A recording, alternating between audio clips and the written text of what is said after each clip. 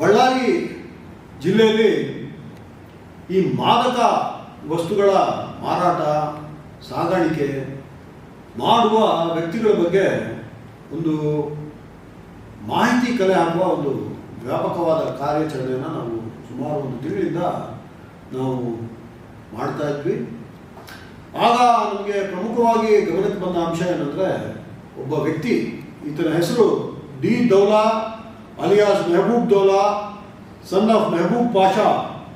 ಈತ ನಮ್ಮ APMC police ಠಾಣಾ ವ್ಯಾಪ್ತಿಯ ರಾಣಿ ತೋಟ ಎಂಬಲ್ಲಿ ವಾಸ ಇರೋ ವ್ಯಕ್ತಿ. ಈತನ ಕ್ರೈಮ್ ಹಿಸ್ಟ್ರಿ ಸುಮಾರು 10-15 ವರ್ಷಗಳ ವ್ಯಾಪ್ತಿಯ ಒಂದು ಕ್ರೈಮ್ ಹಿಸ್ಟ್ರಿ ಇದೆ ಈತನಿಗೆ. 2015ರಲ್ಲಿನೇ ಪ್ರಕ್ರಿಯೆ ಪ್ರಾರಂಭಿಸಿದ ಈತ ಅಂತಾರಾಜ್ಯ ಒಂದು ಜಾಲವನ್ನು ಹೊಂದಿದ್ದ. ಈಗಾಗಲೇ ಈತನ ಮೇಲೆ ಮೈಸೂರಿನಲ್ಲಿ, ತುಮಕೂರಿನಲ್ಲಿ, ಚಿತ್ರದುರ್ಗದಲ್ಲಿ, ವಿಜಯನಗರ ಜಿಲ್ಲೆಗಳಲ್ಲಿ ಈಗಾಗಲೇ ಹಲವಾರು ಕ್ರಿಮಿನಲ್ ಪ್ರಕರಣಗಳು ದಾಖಲಾಗಿದ್ದು, ಬೇರೆ ಬೇರೆ ಹಂತದಲ್ಲಿ ಆ ಪ್ರಕರಣಗಳು ಇರೋದು ನಮಗೆ ಗಮನಕ್ಕೆ ಬಂತು.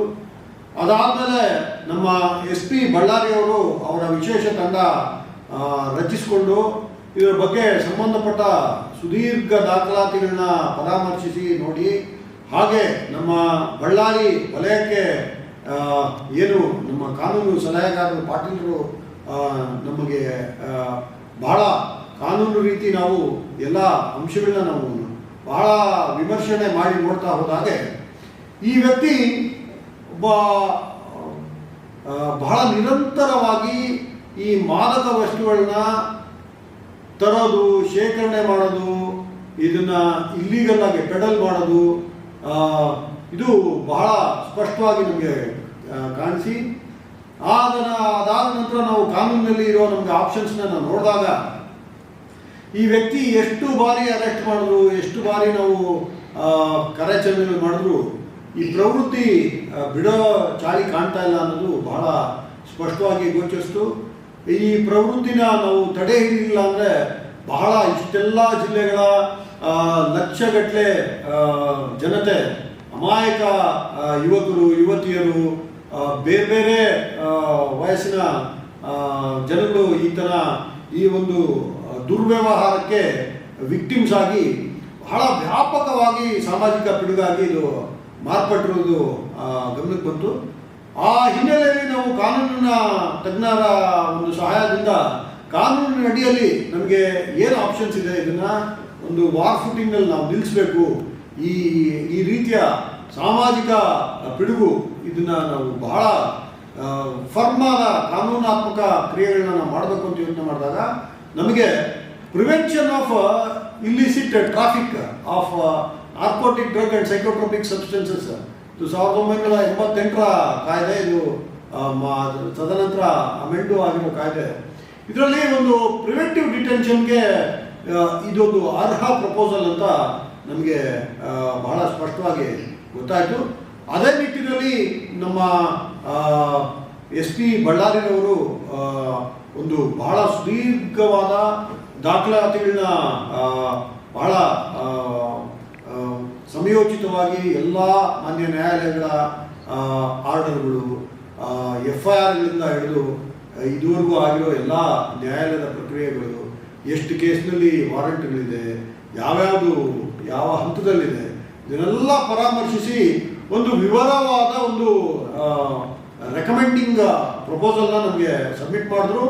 ಆ ರೆಕಮೆಂಡಿಂಗ್ ಪ್ರಪೋಸಲ್ನ ನಾವು ಬಹಳ ವಿವರವಾಗಿ ಪರಾಮರ್ಶಿಸಿ ಒಂದು ಇಂಡಿಪೆಂಡೆಂಟ್ ಅಸೆಸ್ಮೆಂಟ್ ಮಾಡಿ ಅಪ್ಲಿಕೇಶನ್ ಆಫ್ ಥಾಟ್ ಮಾಡಿ ನೋಡಿದಾಗ ನಮಗೆ ಕಂಡು ಬಂದ ಅಂಶ ಏನಂದರೆ, ಈ ವ್ಯಕ್ತಿ ದೌಲಾ ಅಲಿಯಾಸ್ ಮೆಹಬೂಬ್ ದೌಲಾ, ಈ ವ್ಯಕ್ತಿಯ ಮೇಲೆ 21 ಕ್ರಿಮಿನಲ್ ಪ್ರಕರಣಗಳು ದಾಖಲಾಗಿರ್ತದೆ. ಬೇರೆ ಬೇರೆ ಠಾಣೆಗಳಲ್ಲಿ 21 ಕ್ರಿಮಿನಲ್ ಪ್ರಕರಣ ದಾಖಲಾಗಿರ್ತದೆ.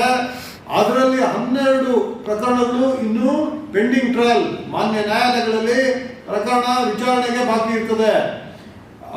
ಈ ರೀತಿಯ ಒಂದು ಅಂಶ ಗಮನಕ್ಕೆ ಬಂದು ಇದು ಒಂದು ಕಂಟಿನ್ಯೂಟಿ ಆಫ್ ಅಫೆನ್ಸ್, ಇದನ್ನು ನಾವು ಬ್ರೇಕ್ ಮಾಡಲಿಲ್ಲ, ನಾವು ಕಾನೂನಾತ್ಮಕ ಒಂದು ಕ್ರಮ ನಾವು ಮಾಡಲಿಲ್ಲ ಅಂದರೆ ಪ್ರತಿನಿತ್ಯ ಸಾವಿರಾರು ಜನ ಈ ಮಾದಕ ದ್ರವ್ಯದ ವ್ಯಸನಿಗಳಾಗಿ ಅವರ ಅಮೂಲ್ಯವಾದ ಜೀವನಗಳನ್ನ ಹಾಳು ಮಾಡ್ಕೊಳ್ತಿರೋದು ಕಂಡು ಬಂದು ನಾವು ಕಾನೂನಿನ ಅಡಿಯಲ್ಲಿ ಪ್ರಿವೆಂಟಿವ್ ಡಿಟೆನ್ಷನ್ ಏನು ಇದರಲ್ಲಿ ಸೆಕ್ಷನ್ 3(1) ವಲಯದ ರೇಂಜ್ IGP ಅವರಿಗೆ ಪ್ರದತ್ತವಾಗಿರುವ ಅಧಿಕಾರನ ನಾವು ಚಲಾಯಿಸಿ ಈತನನ್ನು ಪ್ರಿವೆಂಟಿವ್ ಡಿಟೆನ್ಷನ್ಗೆ ಆರ್ಡರ್ ಮಾಡೋದು ಒಂದೇ ನಮಗೆ ಸೂಕ್ತ ಉಪಾಯ ಅಂತ ಕಾನೂನಾತ್ಮಕವಾಗಿ ನಮಗೆ ಸ್ಪಷ್ಟವಾಗಿ ತಿಳಿದ ಮೇಲೆ after thorough assessment and due application of thought ನಾವು 12 ಫೆಬ್ರವರಿ 2026 ನಾವು ಒಂದು ಡಿಟೆನ್ಷನ್ ಆರ್ಡರ್ನ ನಮ್ಮ ಕಚೇರಿಯಲ್ಲಿ ನಾವು under my seal and authority ನಾವು ಇಶ್ಯೂ ಮಾಡಿದ್ವಿ.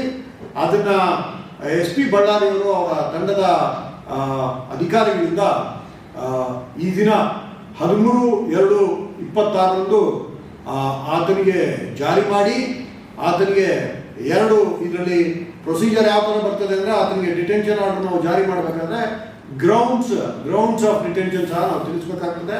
ಹೀಗೆ ವಿವರವಾಗಿ ಸಂವಿಧಾನಾತ್ಮಕವಾದ ಪ್ರಕ್ರಿಯೆಗಳು ಏನೇನಿದ್ದಾವೆ ಎಲ್ಲ ಪ್ರಕ್ರಿಯೆಗಳನ್ನ ನಾವು ಮಾಡಿ ನಮಗೆ ಈ ಆ್ಯಕ್ಟ್ನಲ್ಲಿ ಯಾವುದೆಲ್ಲ ಪ್ರೊಸೀಜರ್ಸ್ ಇದೆ ಅದನ್ನೆಲ್ಲ ನಾವು ಮಾಡಿ ಆತನಿಗೆ ಬಹಳ ವಿವರವಾಗಿ ತಿಳಿ ಹೇಳಿ ಯಾವ ಕಾರಣಕ್ಕೆ ಈ ಆರ್ಡರ್ ಆಗಿದೆ, ಈ ಆರ್ಡರ್ನಲ್ಲಿ ಏನೆಲ್ಲ ಆತನಿಗೆ ಕಾನೂನಾತ್ಮಕ ಆಪ್ಷನ್ಸ್ ಇದ್ದಾವೆ ಅಂತ ಸಹ ತಿಳಿ ಹೇಳಿ ಅವರ ಅರೆಸ್ಟ್ ಇಂಟಿಮೇಷನ್ನ ಅವರ ಕುಟುಂಬದ ಸದಸ್ಯರಿಗೆ ನೀಡಿ ಅದಾದ ಮೇಲೆ ಈ ಕಾನೂನಿನಲ್ಲಿ ನಮಗೇನು ಮ್ಯಾಂಡೇಟ್ ಇದೆ ಆ ಪ್ರಕಾರ ನಾವು ಮ್ಯಾಂಡೇಟ್ನ ಜಾರಿ ಮಾಡಿ ಇವ್ರನ್ನ ಬಳ್ಳಾರಿ ಕೇಂದ್ರ ಕಾರಾಗೃಹದ ಸೂಪರಿಂಟೆಂಡೆಂಟ್ಗೆ ನಾವು ಹ್ಯಾಂಡ್ ಓವರ್ ಮಾಡಿ ಈಗ ಅವರು ಪ್ರಿವೆಂಟಿವ್ ಡಿಟೆನ್ಷನ್ನಲ್ಲಿ ಇರ್ತಾರೆ. ಈ ಕಾನೂನಿನ ಬಗ್ಗೆ ಇನ್ನೂ ಹೆಚ್ಚಿನ ತಿಳಿ ಹೇಳಬೇಕು ಅಂದರೆ ಇದು ಒಂದು ಸಲ ಡಿಟೆನ್ಷನ್ ಆರ್ಡರ್ ಆದಮೇಲೆ ಇದು ಅಡ್ವೈಸರಿ ಬೋರ್ಡ್ ಮುಂದೆ ಬರ್ತದೆ. ಅಡ್ವೈಸರಿ ಬೋರ್ಡು ನಮ್ಮ ಪ್ರಪೋಸಲ್ನ ಬಹಳ ಡೀಟೇಲ್ ಆಗಿ ಅವರು ಅವಲೋಕಿಸ್ತಾರೆ. ಆ ಮಧ್ಯದಲ್ಲೇ ಡೆಟಿನ್ಯೂ ಏನು ಡಿಟೆನ್ಷನ್ ಆರ್ಡರ್ನಲ್ಲಿ ಬಂಧನಕ್ಕೊಳಪಟ್ಟ ವ್ಯಕ್ತಿ, ಈ ಪ್ರಿವೆಂಟಿವ್ ಡಿಟೆನ್ಷನ್ಗೆ ಒಳಪಟ್ಟ ವ್ಯಕ್ತಿ, ಈತನಿಗೂ ಆಪ್ಷನ್ಸ್ ಇದೆ, ರೆಪ್ರೆಸೆಂಟೇಷನ್ ಬೇರೆ ಬೇರೆ ಹಂತದಲ್ಲಿ ಸಲ್ಲಿಸೋದು. ಈ ರೀತಿ ಒಂದು ಕಾನೂನಾತ್ಮಕ ಪ್ರಕ್ರಿಯೆ ಆಗಿ ಇದು ಮುಂದೆ ಅಭಿಯೋಜನೆ ಮುಂದಕ್ಕೆ ಹೋಗ್ತದೆ, ಕಾನೂನು ಕ್ರಮಗಳು ನಡೀತದೆ. ಒಟ್ಟಾರೆಯಾಗಿ ನಾವು ಹೇಳಲಿಕ್ಕೆ ಇಚ್ಛೆ ಪಡೋದು ಇಷ್ಟೇ, ಯಾವುದೇ ಕಾರಣಕ್ಕೆ ಬಳ್ಳಾರಿ ರೇಂಜಿನಲ್ಲಿ ಯಾವುದೇ ಡ್ರಗ್ಸ್ನ, ಯಾವುದೇ ಮಾದಕ ವ್ಯಸನಕ್ಕೆ ಬಳಸಲ್ಪಡುವ ವಸ್ತುಗಳನ್ನ, ಮಾದಕ ದ್ರವ್ಯಗಳನ್ನ ಅಥವಾ ಸೈಕೋಟ್ರೋಪಿಕ್ ಸಬ್ಸ್ಟೆನ್ಸಸ್ನ ಸ್ಟೋರ್ ಮಾಡೋದಾಗಲಿ, ವ್ಯಾಪಾರ ಮಾಡೋದಾಗಲಿ, ಪೆಡಲ್ ಮಾಡೋದಾಗಲಿ, ಯಾವುದೇ ಆಕ್ಟಿವಿಟಿ ಕಂಡು ಬಂದರೆ ಅತಿ ಉಗ್ರವಾದ, ಅತಿ ಕಟ್ಟುನಿಟ್ಟಿನ ಕಾನೂನು ಕ್ರಮ ನಾವು ನಮ್ಮ ವಲಯದ ಎಲ್ಲ SP ಅವರು, ಅಭಿಯೋಜನೆ ಪರವಾಗಿರುವ ಎಲ್ಲ ಕಾನೂನು ಅಧಿಕಾರಿಗಳು ನಾವು ಈ ಕಾನೂನು ಕ್ರಮಗಳನ್ನ ನಾವು ಕಾರ್ಯಾಚರಣೆಗೆ ತರೋದಕ್ಕೆ ಸಂಪೂರ್ಣ ಬದ್ಧರಾಗಿದ್ದೇವೆ. ಹಾಗಾಗಿ ಎಲ್ಲರೂ ಇದನ್ನ ಅರಿತುಕೊಂಡು ಯಾವುದೇ ರೀತಿಯ ಅಕ್ರಮ ಚಟುವಟಿಕೆಗಳಲ್ಲಿ ತೊಡಗಿರೋರು ಇಮ್ಮಿಡಿಯೇಟ್ ಆಗಿ ಇದನ್ನು ಅರಿತುಕೊಂಡು ಇವನ್ನ ನಿಲ್ಲಿಸಬೇಕು. ಹಾಗೇನೆ ಯಾರು ಈ ಅದರ್ ಎಂಡ್ ಆಫ್ ಕನ್ಸಂಪ್ಷನ್ ಇದ್ದಾರೆ ಅವರು ಕಾನೂನಿನ ಒಂದು ಪರಿಜ್ಞಾನ ಪಡೆದುಕೊಂಡು ಯಾವುದೇ ಕಾರಣಕ್ಕೆ ಈ ಥರದ ವ್ಯಕ್ತಿಗಳು ಇವ್ರದೇ ಆದ ಸ್ವಾರ್ಥಕ್ಕೆ ಸಮಾಜನ ಬಲಿ ಕೊಡ್ತಾ ಇದ್ದಾರೆ, ಯಾವುದೇ ಕಾರಣಕ್ಕೂ ಈ ರೀತಿ ಬಲಿ ಆಗಬಾರ್ದು. ಯಾರೇ ಆಗಲಿ ಕಾನೂನಿನ ಅಡಿಯಲ್ಲಿ ಯಾವುದೇ ವಯೋಲೇಷನ್ಸ್ ಮಾಡಿದ್ರೆ ನಾವು ಕಾನೂನನ್ನ 100% ಜಾರಿ ಮಾಡ್ತೇವೆ. ಕಾನೂನಾತ್ಮಕ ಪ್ರಕ್ರಿಯೆಗಳು ಇದರಲ್ಲಿ ಬಹಳ ಕಠಿಣವಾದ ಕ್ರಮಗಳು ಕಾನೂನಿನಲ್ಲಿ ಇದ್ದಾವೆ. ಆ ಎಲ್ಲ ಪ್ರಕ್ರಿಯೆಗಳಲ್ಲಿ ನಾವು ಯಾವುದೇ ರೀತಿ ಹಿಂದೆ ಮುಂದೆ ನೋಡ್ದಲೇ ಜಾರಿ ಮಾಡ್ತೀವಿ ಅನ್ನೋ ಸ್ಪಷ್ಟ ಸಂದೇಶ ನಾನು ಈ ದಿನ ನೀಡ್ತಾ ಇದ್ದೇನೆ. ಹಾಗಾಗಿ ಇನ್ನು ಫ್ಯೂಚರ್ನಲ್ಲೂ ಹೆಚ್ಚಿನ ಸಂಖ್ಯೆಯಲ್ಲಿ ನಮ್ಮ ಎಲ್ಲ ಜಿಲ್ಲೆಗಳಲ್ಲಿನೂ ರೈಡ್ಸ್ ಆಗ್ತದೆ, ಅರೆಸ್ಟ್ಗಳಾಗ್ತದೆ. ಅದಾದಮೇಲೆ ಯಾರು ಒಂಥರ ಹವ್ಯಾಸಿ ಸ್ವರೂಪಕ್ಕೆ ಬಿದ್ದು ಇದೇ ಒಂದು ಬದುಕು ಮಾಡ್ಕೊಂಡಿರ್ತಾರೆ ಆ ಥರದವ್ರಿಗೆ ಈ ರೀತಿ ಪಿಟ್ NDPS ಅಂತ ಏನು ನಾವು ಕರಿತೀವಿ, ಇದರಲ್ಲಿ ಪ್ರಿವೆಂಟಿವ್ ಡಿಟೆನ್ಷನ್ಗೆ ಸಹ ನಮಗೆ ಏನು ಆಪ್ಷನ್ಸ್ ಇದೆ ಅದನ್ನು ಸಹ ನಾವು ಎಕ್ಸೈಸ್ ಮಾಡ್ತೀವಿ.